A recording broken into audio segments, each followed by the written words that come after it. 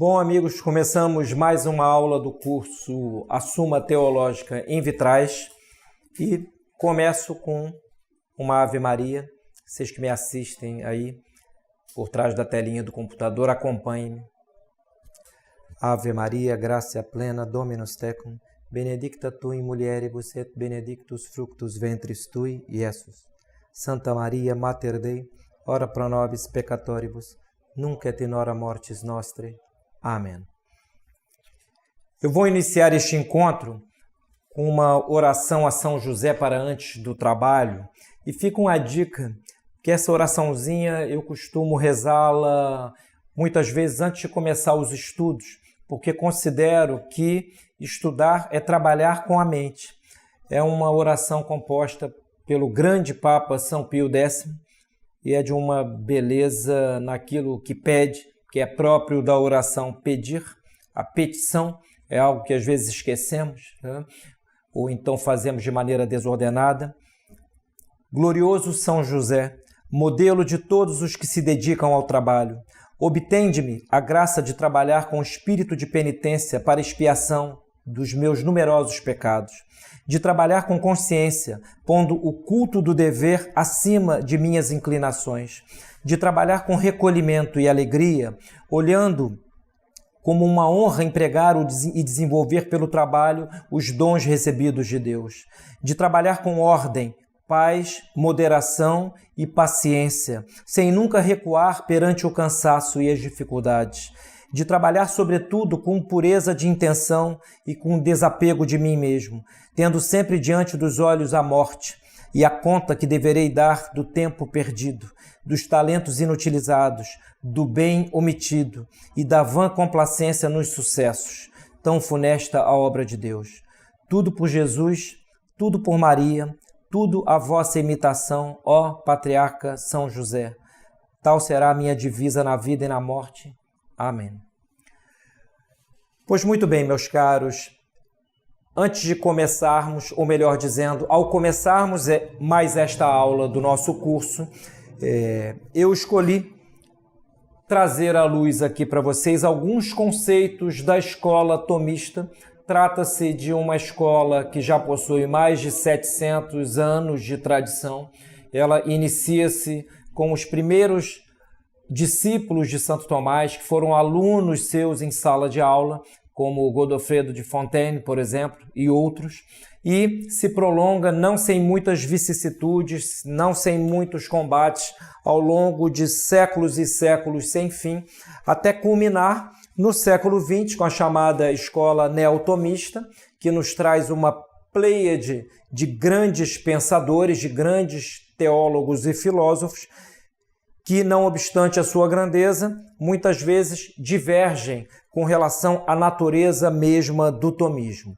Isso me parece bastante importante antes de nos enfronharmos na Suma Teológica propriamente dita, que é o Opus Magnum de Santo Tomás, porque elucida algumas questões prévias que, a meu ver, são fundamentais. Eu tenho aqui em minhas mãos um clássico da escola neotomista, que é do Gustav Manzer. Foi um alemão, um dominicano alemão. Ele escreveu esta obra, A Essência do Tomismo, que eu reputo uma das melhores sínteses da obra de Santo Tomás no século XX, o que não é dizer pouco, porque o século XX deu-nos autores como, por exemplo, o italiano Cornélio Fabro, um grandíssimo metafísico, deu-nos um Reginaldo Garrigou-Lagrange, para mim, o maior teólogo tomista do século XX, deu-nos um Octávio Derici, o argentino, Monsenhor, que foi um dos grandes defensores de Santo Tomás em contraposição à filosofia moderna, etc. Pois muito bem, uma das grandes discussões dentro da escola tomista no século XX é a respeito de se o tomismo é ou não é um sistema. Eu, desde logo, digo a vocês que adiro àquela corrente que o considera, assim, um sistema. Para autores como Cornélio Fabro, por exemplo, e Josef Pieper e outros, não há um sistema tomista, porque um sistema pressupõe algo fechado. Eu estou com Manser, que diz o seguinte, logo no início da sua obra magna. O tomismo é uma concepção do universo, um sistema científico. A esta síntese realizada pelo mestre de Aquino, com uma maravilhosa variedade, com amplitude de olhar e grande agudeza de espírito, tampouco se pode negar-lhe admiração. Sua importância científica na história da cultura só pode desconhecê-la quem nunca tenha conhecido com algum detalhe as duas sumas do Dr. Angélico, ou seja, a Suma Teológica, que é o objeto deste curso, e a Suma contra os Gentios. E ele enumera aqui outras obras, suas questões disputadas e seus comentários. Questões disputadas como, por exemplo, a disputada sobre a alma, que eu tive a alegria de trazer à luz aqui no Brasil, numa edição bilíngue, tradução do professor Luiz Astorga, na coleção Medievalia da Realizações, uma obra magnífica de antropologia filosófica. E os comentários a que faz referência aqui o Manser, eles são tanto comentários filosóficos como comentários bíblicos. Por exemplo, Santo Tomás começou a comentar os Salmos, não terminou porque morreu antes, mas os poucos que comentou o fez com notabilíssima sabedoria teológica. Os comentários a Aristóteles deles, então, se formos falar, isso daria um curso à parte. Então, continua o Manser. O mérito de Tomás consiste em haver estruturado e concluído sistematicamente uma concepção cristã do mundo, na qual tudo está incluído. Pois o cristianismo, com relação estreita quanto à cultura e à ciência, de uma maneira mais estrita, da maneira mais estrita possível, e salvaguardando firmemente o domínio da religião, concedeu aos demais setores o direito próprio de cada um. Foi Tomás somente um teólogo? Esta é outra discussão da escola. Para alguns, Santo Tomás é um teólogo apenas, com exclusão da filosofia. Esta me parece uma opinião extravagante, porque Santo Tomás faz parte daquela corrente para a qual a teologia, embora seja a suma ciência, ela se serve de outras para lograr os seus fins próprios. Daí o axioma, a filosofia é serva da teologia, ou seja, presta um serviço à teologia. Então podemos dizer, sem o menor medo de errar, que Santo Tomás foi o maior teólogo que já pisou o pó deste mundo, mas foi também um filósofo magnífico, na minha modesta opinião também, o mais elevado que já houve. Basta vermos a resolução teorética que ele deu a um sem número de problemas. Diz o Manser, no século XIII, uma filosofia tomista, uma síntese filosófica, a qual, além a parte das disquisições que vamos fazer, situaremos inclusive em primeiro plano da nossa atenção. A relação entre ambas as sínteses, a filosófica e a teológica, a determinaremos depois com maior detalhe. Eu só trouxe à luz esse iniciozinho para que me servisse de base a alguns comentários que farei quanto ao sistema de Santo Tomás. Em primeiro lugar, é importante destacar que esse sistema ele é aberto ao ser. Ele não é um conjunto de resoluções que nós devamos decorar ao modo de proposições do magistério da Igreja. Ele é um conjunto de verdades que, aplicado à realidade transtemporalmente, traz soluções muitas vezes surpreendentes. Então, Santo Tomás hoje nos elucida questões referentes à psicologia, nos elucida questões referentes à metafísica, que é a ciência das ciências, devido ao seu objeto, que é o ser enquanto ser, desprovido de quaisquer modalizações, elucida questões importantes no tocante ao direito. O seu tratado da lei na Suma é a base do são justnaturalismo. Santo Tomás nos traz questões, resoluções, melhor dizendo, magníficas no tocante à filosofia moral.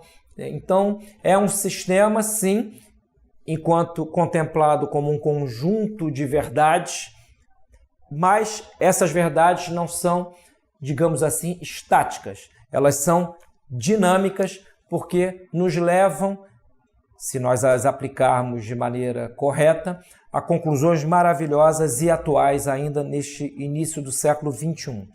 Então, o tomismo é este sistema científico.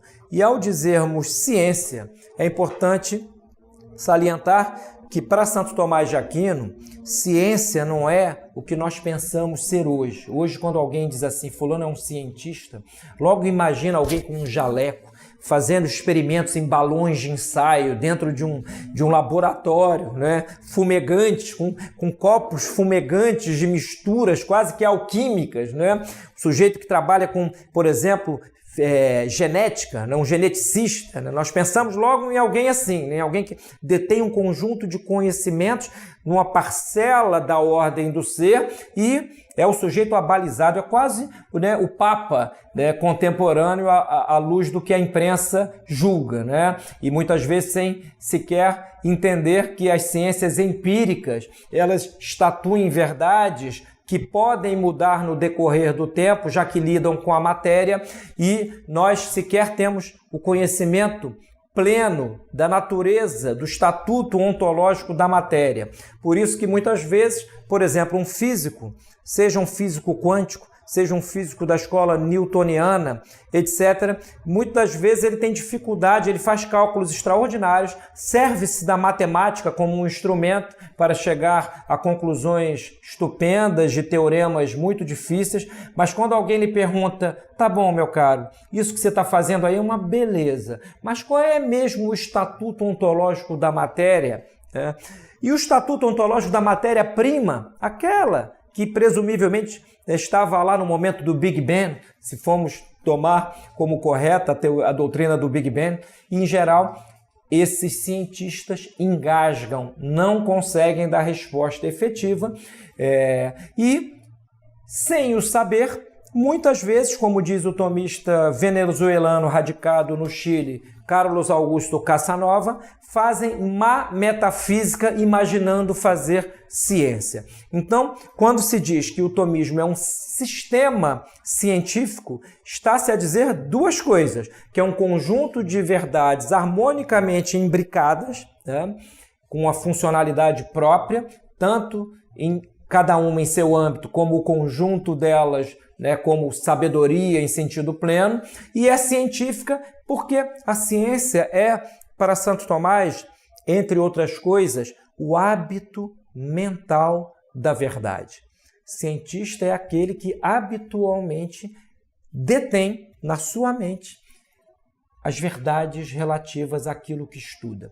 Por isso que se alguém... Hoje nós temos nas faculdades, né, comentadores de PowerPoint. Né? O professor, ele é uma maravilha, ele faz um sucesso danado, ele pega meia dúzia de proposições, assim, põe uma lanterninha ali para iluminar, repete o que está no PowerPoint, comenta, ele não consegue sequer discorrer durante 10 minutos de improviso sobre aquilo que presumivelmente seria a sua ciência. Então, na verdade, não detém ciência nenhuma. Se ele, para soltar um pum, precisa consultar uma bibliografia no ato, ele não é cientista, pelo menos à luz do tomismo.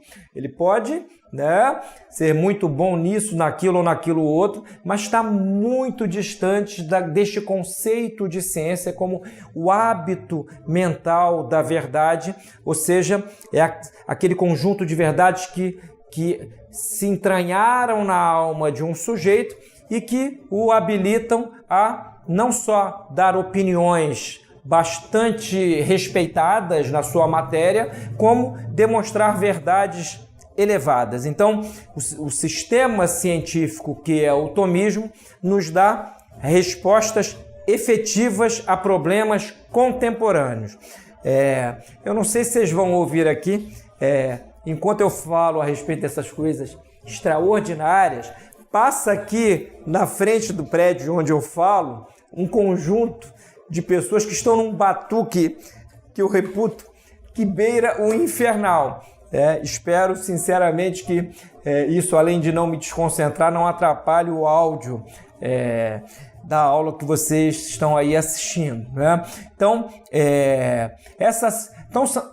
assentemos a primeira verdade aqui prévia ao nosso conhecimento efetivo da Suma.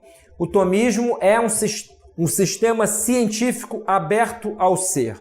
Segunda verdade que eu quero trazer à luz, é uma síntese doutrinal, filosófica e teológica.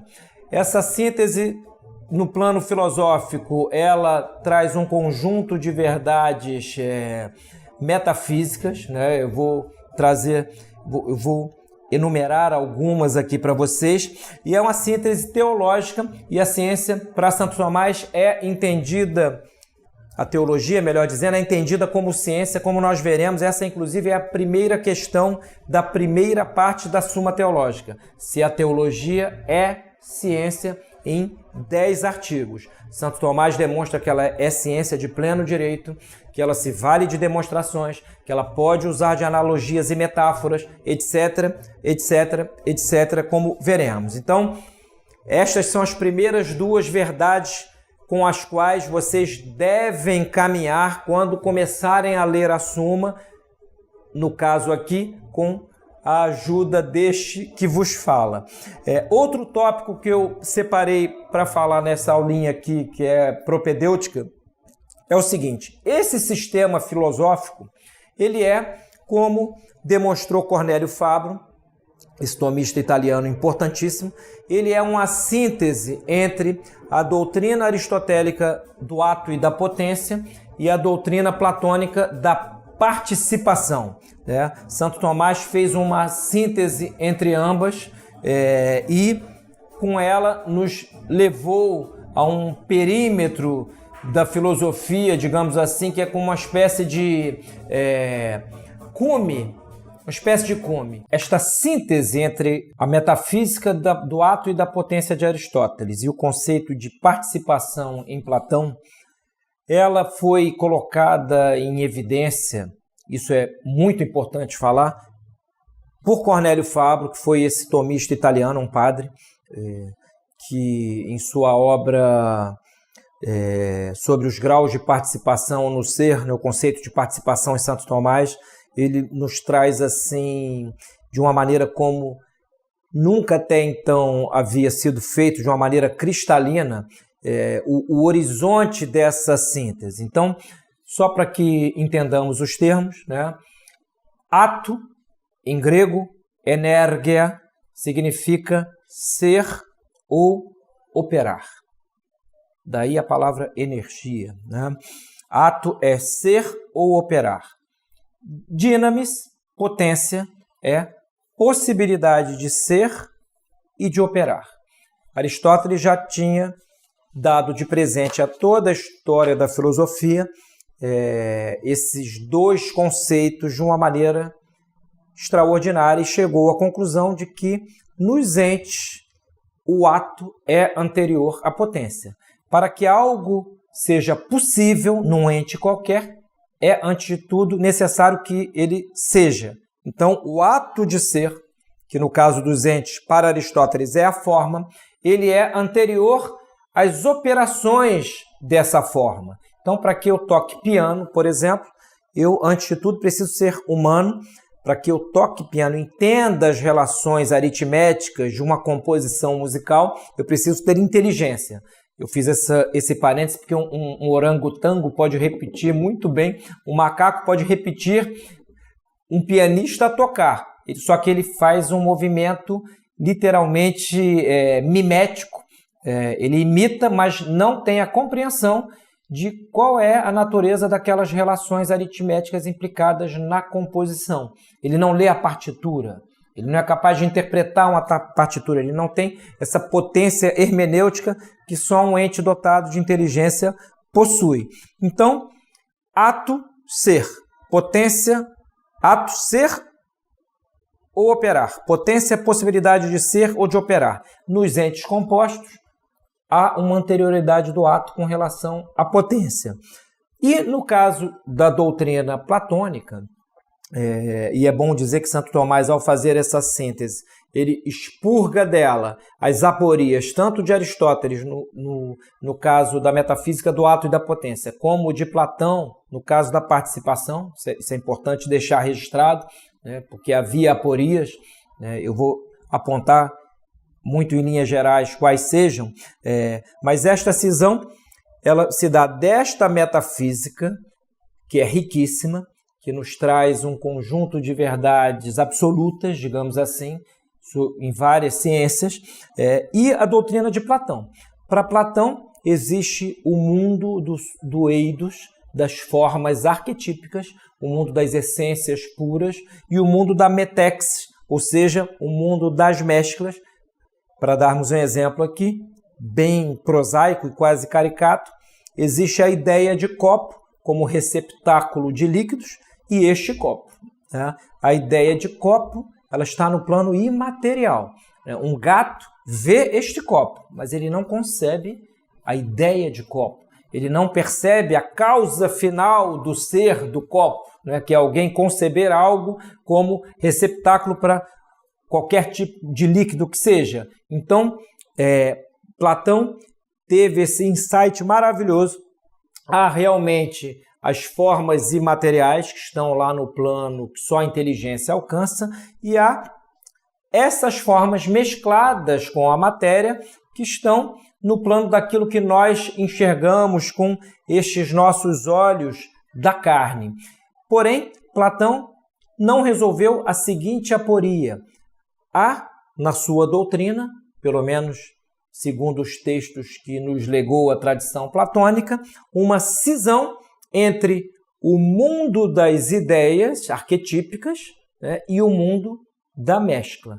Santo Tomás, quando faz esta síntese, ele expurga tanto de Aristóteles a aporia de que, não é bem uma aporia, vamos dizer assim, a incompletude da doutrina no que diz respeito ao fato de que Aristóteles considera a forma o que há de mais elevado no ente. Santo Tomás descobre uma outra instância nos entes, que é o ato de ser.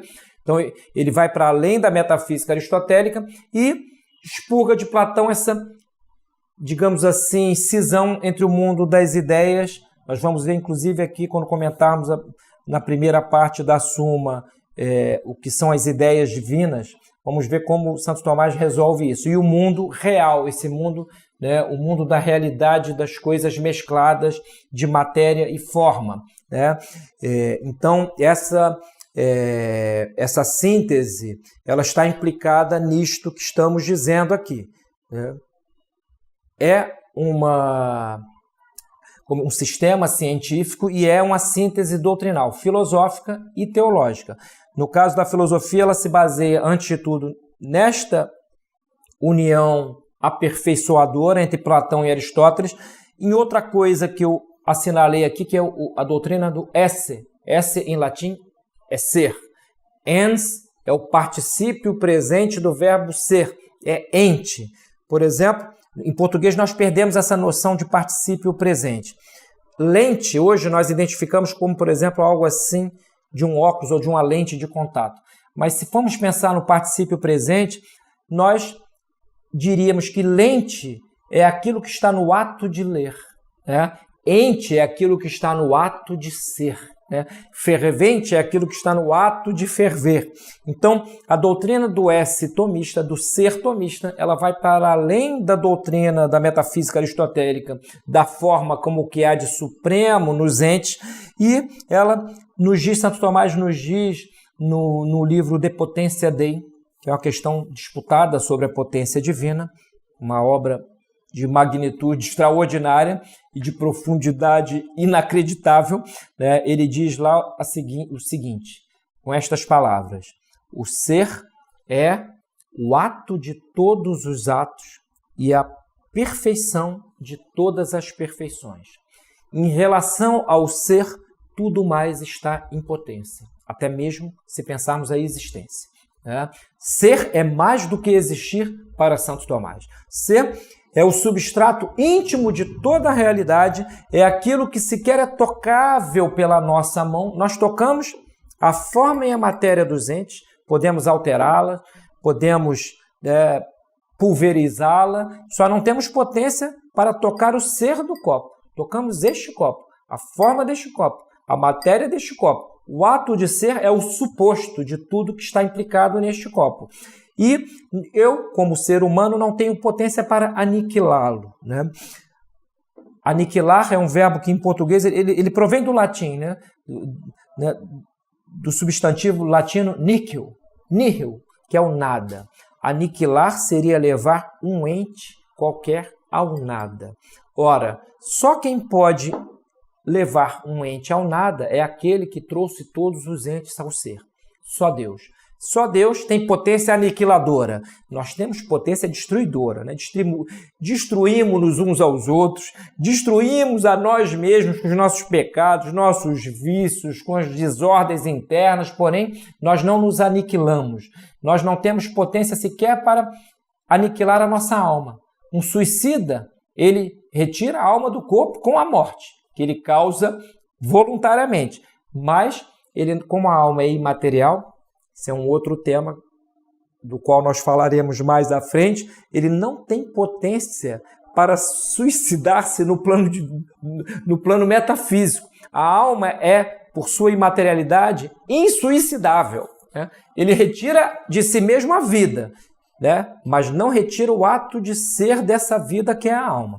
Então, só para ficarmos com isto no horizonte, é uma metafísica do ser.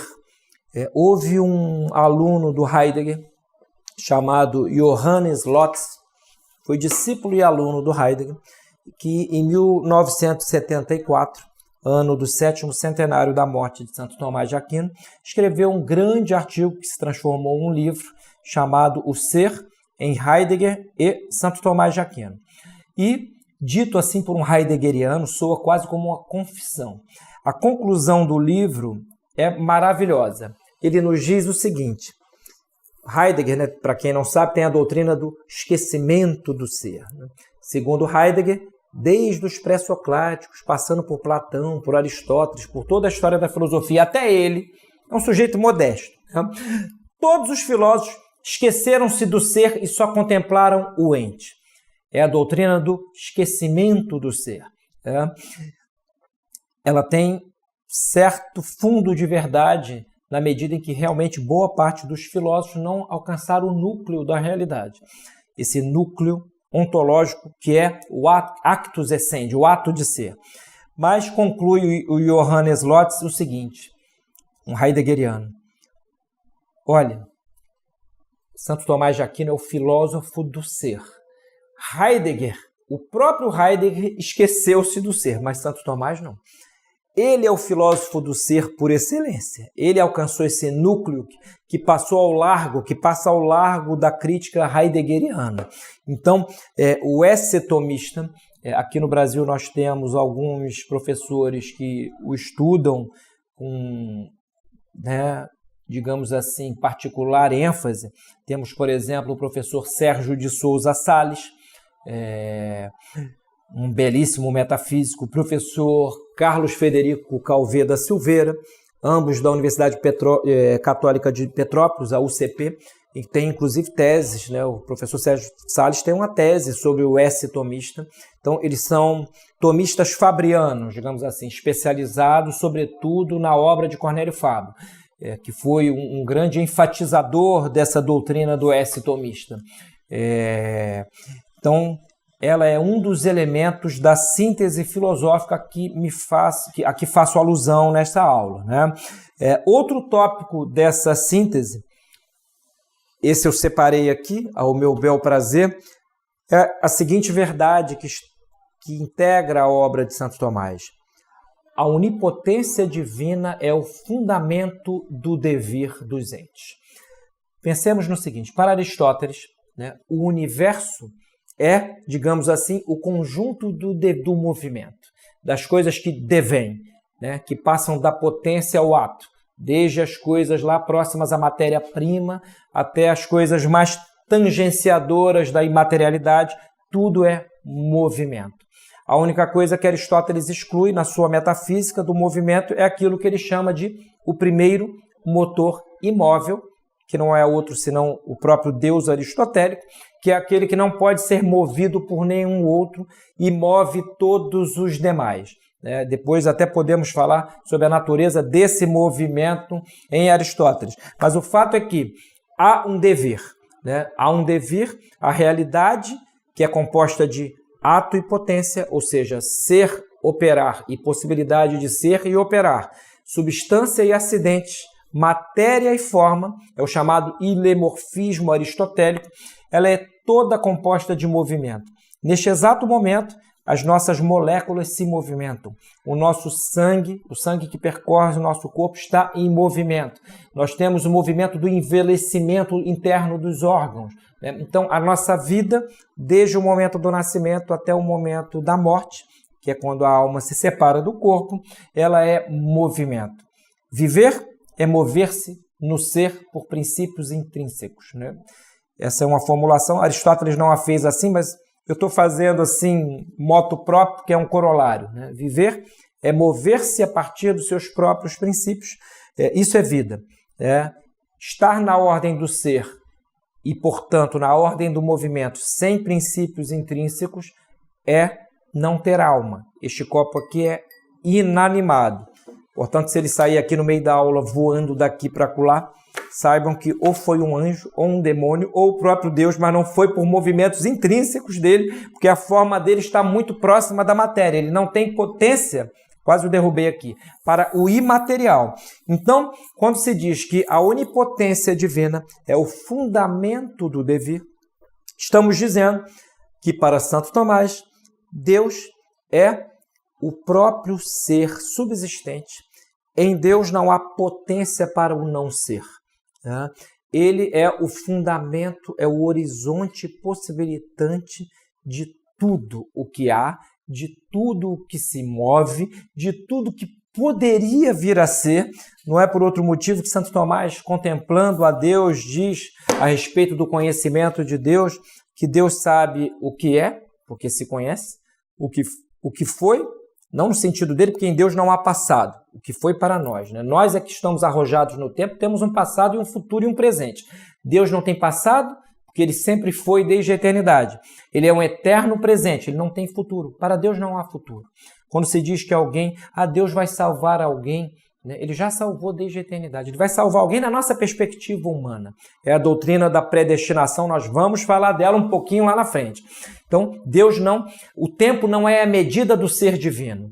O tempo é a medida dos entes que estão submetidos ao movimento de geração e corrupção. E, portanto, no caso humano, de vida e morte. Só que no nosso caso, entre a vida e a morte, existe, entre outras coisas, uma realidade funestíssima chamada pecado. O pecado é aquilo que em nós contraria a nós mesmos. É aquilo que em nós evita que nós alcancemos aquela excelência a qual somos chamados, dadas as próprias potências que integram o nosso ato de ser. Então, para não divagarmos muito, eu sou um falador, Se houvesse aqui uma cachaça, então essa aula ia ter 3 horas e meia, ainda bem que não há. Eu estou dizendo que o tomismo é um sistema científico contra parte da escola, estou dizendo com outros autores que concordam comigo, como, por exemplo, Manser. Estou dizendo que é uma síntese doutrinal no plano filosófico, e aqui eu enumerei 3 tópicos.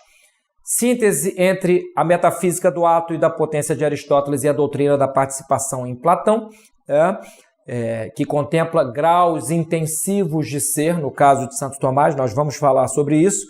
O esse-tomista, ou seja, o ato de ser como núcleo absoluto da realidade que é participado por Deus e ao qual nós não temos acesso, e a doutrina segundo a qual a potência divina absoluta, a onipotência é isso. Deus tem potência para fazer tudo o que é possível na ordem do ser. Nós não.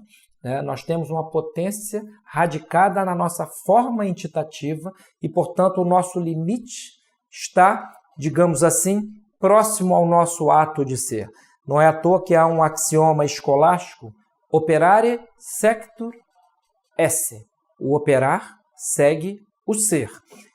Este charutinho aqui, ele opera como charuto. É um fumo enrolado, quiçá né? Que me perdoem os católicos puritanos, né? Nas coxas de alguma cubana desempregada, né? Ele é enrolado, né? E prensado e ele opera como fumo, né? Ele não tem potências operativas para fazer outra coisa senão queimar, né? Sendo aceso por algo extrínseco a ele. Então ele tem um limite operativo. Deus não tem limites operativos. A sua onipotência é essa potência para todos os possíveis na ordem do ser.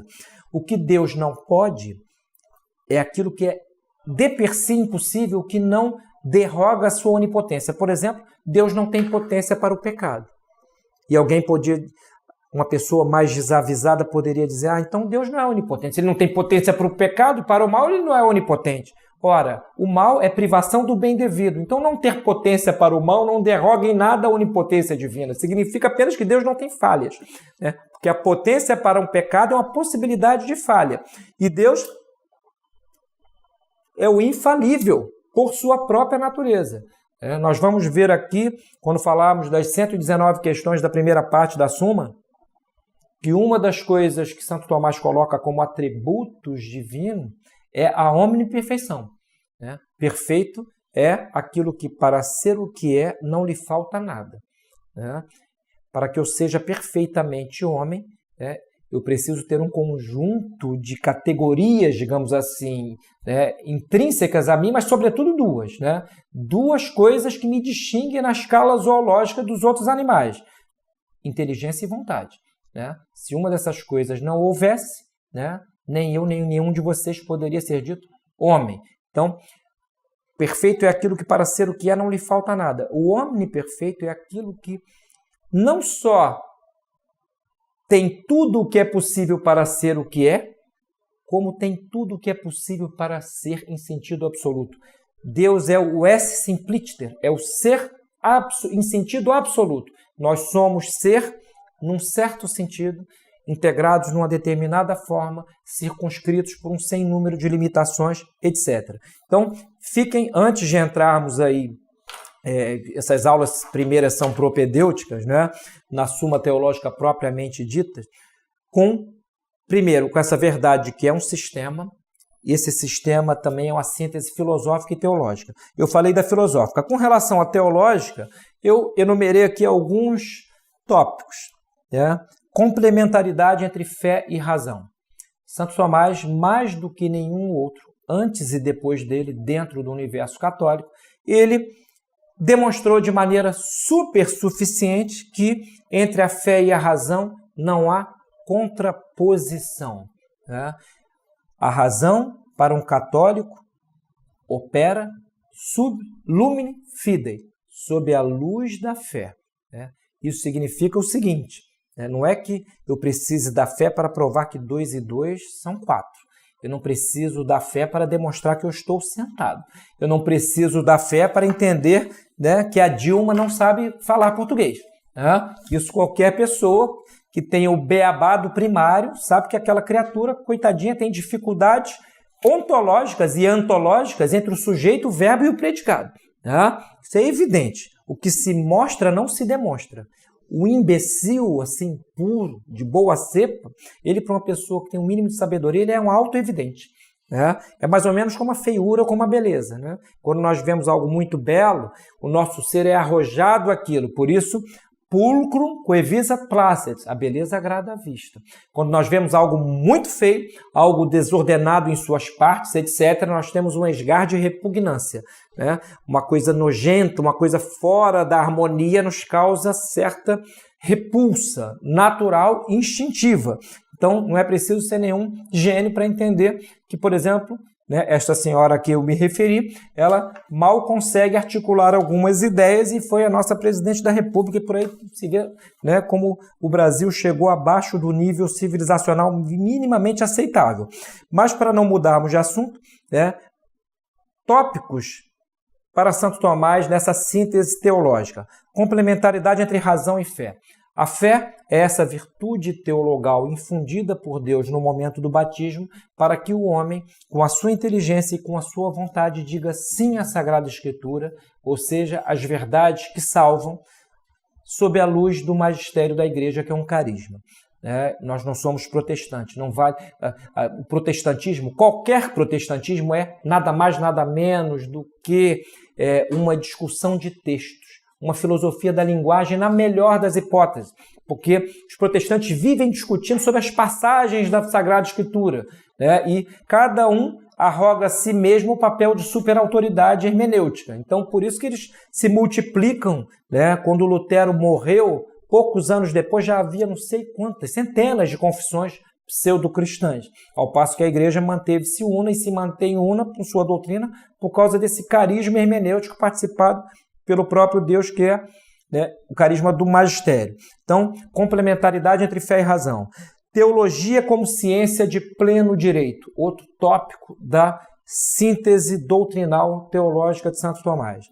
A teologia, ela é aquela ciência que tem por objeto material as verdades da Bíblia, ou seja, da Sagrada Escritura, né? O teólogo não é aquele sujeito que, fumando um charuto, né, num escritório, né, entra ali e vai opinar sobre qualquer assunto. Não o teólogo católico, né?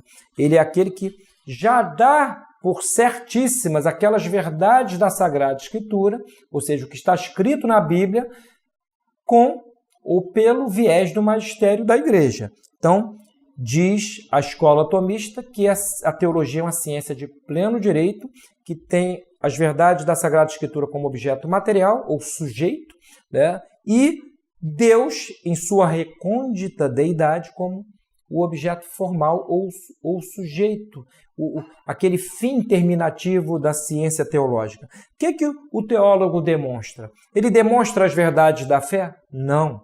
Santo Tomás chega a dizer, né, que é ridículo tentar demonstrar a fé. A fé, por sua própria natureza, é indemonstrável. Nós a recebemos como uma dádiva. Mas isso não quer dizer que não possamos demonstrar a razoabilidade de crer. São chamados preâmbulos da fé, os preâmbula fidei. Então, essa superioridade da fé com relação à razão se dá com relação às próprias verdades da Sagrada Escritura e não com relação àquelas verdades que nós podemos adquirir pelo nosso próprio esforço. Tanto é assim, eu trouxe aqui uma frasezinha de Santo Tomás, na Suma contra os Gentios, livro 3, questão 47, em que ele diz nada menos do que o seguinte: devemos ter isso no nosso horizonte ao lermos a Suma Teológica. Tudo o que conhecemos naturalmente sobre Deus é, em sentido estrito, alheio à fé. Ou seja, aquilo que, a respeito de Deus mesmo, nós conhecemos pelos esforços da nossa razão, não, em sentido estrito, não pertence ao corpo de verdades da fé, só analogicamente. Então, a própria existência de Deus, o ser de Deus, que há um Deus, é algo que nós podemos chegar, né? Aqui podemos chegar, melhor dizendo, pela razão natural. Então, a existência de Deus, ou o ser de Deus, não é objeto da fé. Segundo Santo Tomás, e eu estou com ele, a razão natural pode demonstrar a existência divina e o faz, né? Santo Tomás o faz de maneira magistral nas 5 vias demonstrativas da existência de Deus, todas elas muito, digamos assim, atraentes, porque cada uma delas parte de algo que é inegável, absolutamente. Por exemplo, a primeira via parte do movimento. Santo Tomás começa por dizer: há coisas que se movem. Isso é inegável. Até um animal irracional tem uma intuição material do movimento, né? Se alguém o persegue, né? Quem gosta, como eu, gosto de ver aqueles programas do Animal Planet, né? As leoas que caçam lá, as zebras. A zebra percebe a aproximação da leoa e foge. Ela tem aquilo que Santo Tomás chama de potência estimativa, que em nós é a potência cogitativa. Então, os animais irracionais têm essa intuição material do movimento. Então, negar que há coisas que se movem não é demitir-se da filosofia, é demitir-se da razão. Então, a força da prova da existência de Deus em Santo Tomás, ela reside em que, entre outras coisas, em que cada uma das 5 vias parte de coisas que qualquer um, o mais burro dos homens, e a burrice é um mistério metafísico, é capaz de assimilar como verdade. Que haja movimento é uma verdade de, digamos assim, evidência absoluta. Então, complementaridade entre razão e fé, teologia como ciência de pleno direito, indemonstrabilidade das verdades da fé, ou seja, dos artigos da fé, né? Filosofia como serva da teologia. Isso são apenas alguns dos tópicos dessa síntese teológica magistral. Ora, como nós vamos falar da Suma teológica, convém termos sempre isto no nosso horizonte. Muitas vezes, principalmente na primeira parte da Suma, Santo Tomás vai tratar de questões eminentemente filosóficas à luz da teologia, mas tendo esta ideia de que ambas não se contrapõem, né? Da mesma maneira como a fé não contraria a razão, a teologia e a filosofia também não se contrariam entre si, não são contraditórias, né? É possível que as duas, aliás, é conveniente, porque quando o teólogo não tem nada de filósofo, ele vira um opinador de boteco, parece um rufião de boteco, né? Ele discute no Facebook, não detém nenhum daqueles princípios elevados da teologia, mas ele opina, é um opinador profissional.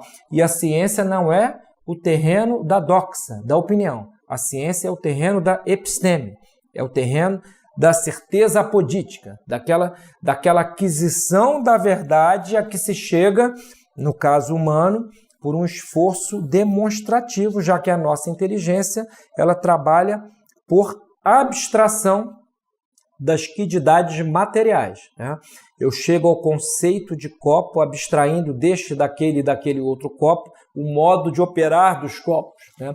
Eu não tenho a intuição fulgurante de todos os princípios que integram a realidade. Eu tenho de alguns. Então, fique no nosso horizonte assentado de maneira decisiva que esse sistema de Santo Tomás ele é muito plástico, né? Ele não é algo que engessa a nossa inteligência, muito pelo contrário, né? Dada a elevação das verdades que ele traz à luz, ele habilita a quem se enfronha nele, habilita a pessoa a chegar a elevadíssimos cumes contemplativos. Por isso que não é a troco de nada, pelo menos eu dou um depoimento pessoal, todas as pessoas que eu conheci na minha atribulada existência, que se dedicaram com amor a conhecer Santo Tomás de Aquino, tiveram um desenvolvimento humano, né, ou seja, pessoal, um desenvolvimento moral, ou seja, começaram a contemplar a realidade a partir de princípios elevadíssimos, um desabrochar da inteligência muito acima da média. Agora, isso não se dá num passe de mágica, requer, como eu disse aqui na oração de São José, né, perseverança, que é o que está implicado, está implicado nessa oração, consciência, recolhimento para o estudo. Consciência é sempre proveniente da atenção plena às coisas. Quem pega um texto para ler, está pensando na morte da bezerra, não vai aprender. Não vai aprender. O conhecimento pressupõe uma atenção máxima. Enquanto a pessoa se dedica àquela leitura, ela deve anotar os pontos que suscitam dúvidas, deve colocar-se a si própria aquelas dúvidas. Estudar não é coisa de gente curiosa. O curioso vira o estudante profissional, vira o cara que naufraga na sua vida profissional, naufraga na sua vida moral e pessoal. Então, a estudiosidade, Santo Tomás a coloca lá no livro De Modo Studendi como esta realidade anímica que faz com que a pessoa se enfronhe na realidade com amor. O amor é o polo da atenção. Também não é preciso ser nenhum Santo Tomás para chegar a essa conclusão, né? Eu e vocês sabemos que conhecemos muito melhor aquelas coisas e pessoas que amamos do que aquelas coisas e pessoas às quais sequer damos muita atenção, né? O amor é um princípio do conhecimento no sentido mais pleno do termo. Quando nós temos uma vida superficial, uma vida naufragada nas nossas próprias más inclinações, não é que nós convivemos com elas, mas se nós sucumbimos a elas sempre, somos derrotados existenciais, nós nunca vamos chegar a poder ler uma obra como a Suma Teológica, por exemplo. Então, vocês têm que ter em suas mentes que é preciso que cada um que vai adentrar essa catedral do conhecimento, que é a Suma Teológica, faça um mínimo esforço de ascese interior, ou seja, de limpar a mente daquelas sujeiras que provêm de paixões desordenadas, provém de ignorância culpável, ou seja, aquela negligência que a pessoa deixa deitar raízes na própria alma e que a faz não estudar aquilo que deveria estudar em relação ao seu próprio ofício. Né? Seria como, mais ou menos, para dar um exemplo bem prosaico, um cirurgião que não soubesse que determinado tipo de cirurgia, que faz parte do seu âmbito de conhecimentos, precisasse ser realizada a partir de um determinado tipo de bisturi. Então, cada um de nós tem obrigação de saber um sem número de coisas em relação àquilo que estudamos e também em relação à nossa própria natureza humana. Por exemplo, alguém que não sabe a importância que tem a vida, ou seja, que a vida é o primeiro tópico da lei natural que nós devemos defender com ênfase, é alguém que de alguma maneira naufragou, teve a inteligência, vamos dizer assim, afogada aqui no mar da Barra da Tijuca. Foi um dia ali de muita maré, estava puxando muito, é mais ou menos uma analogia que vale muito. É o sujeito que se deixa levar pelas ondas, vira o personagem daquele samba do Paulinho da Viola. Né? Não sou eu quem me navega é o mar. Aqui, cada um, né, se quiser ler a Suma, vai ter que ser um navegante, vai ter que usar uma bússola, vai ter que contemplar as dificuldades do mar, vai ter que estudar o céu, o vento, né, vai ter que ver se o motor, se for um barco a motor, está adequado à viagem que se vai fazer, vai ter que ter noção de causa material, causa formal, causa eficiente, causa final. Ou seja, não adianta, né, numa sexta-feira à noite, né, depois de uma saída, né? O sujeito vai pegar a Suma por distração e vai ter aquela compreensão maravilhosa de tudo que Santo Tomás diz. Não, é preciso que a pessoa crie na sua própria alma aquelas predisposições psicológicas e espirituais sem as quais não se adentra esse templo, ou melhor, sem as quais se adentrará esse templo de maneira análoga a como fazem os fariseus. Uma formalidade. O sujeito entra ali no templo e se acha, ele acha que quase não precisa nem confessar a Deus, né, porque ele não cometeu determinado tipo de pecado que ele julga ser o mais importante, ele acha que está com a consciência tranquila, mas é uma falsa boa consciência. Então, essa aulinha aqui, uma das aulas propedêuticas, foi para apresentar Santo Tomás como o autor desse sistema científico, a um só tempo filosófico e teológico, e um sistema que não valeu só para o século XIII, que foi o século em que viveu o Akhenaten. É um sistema válido ainda hoje em suas formalidades superiores. O que eu quero dizer com isto, antes de encerrar esta aula? Santo Tomás cometeu alguns pequenos erros. Se ele não cometesse, seria Deus. Né? Porém, esses erros são mais ou menos parecidos com aqueles frutos que uma árvore dá e que não vingam. E, no entanto, ela dá outros. Né?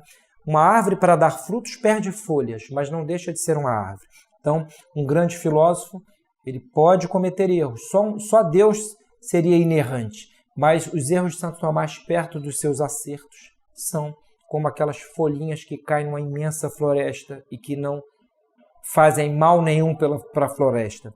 Fiquem com Deus e até a próxima aula, meus caros.